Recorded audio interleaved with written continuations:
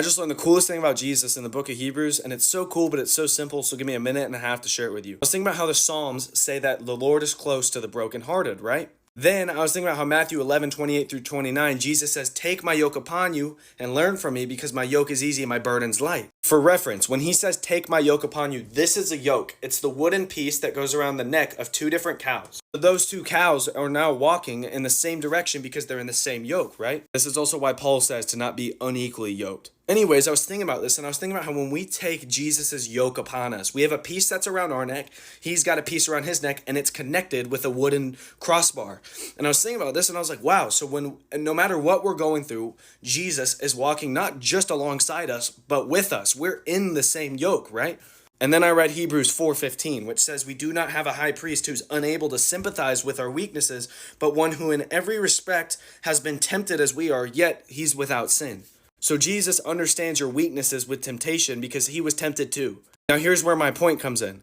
Whether you are heartbroken or weak or burdened or happy or freaking awesome and like bouncing off the walls, you are walking right alongside Jesus. You are in the same yoke with him.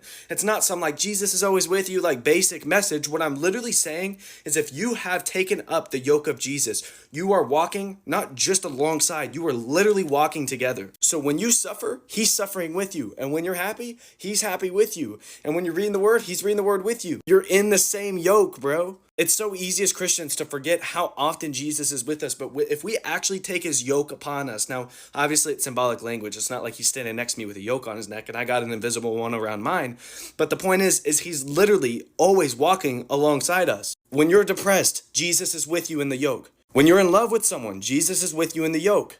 When you're falling back into old ways, Jesus is with you in the yoke. It doesn't matter how you feel. It doesn't matter what's going on in your life. He is with you in the same yoke. How sick is that the God that created everything you see, because the Bible says that through him and for him came all things.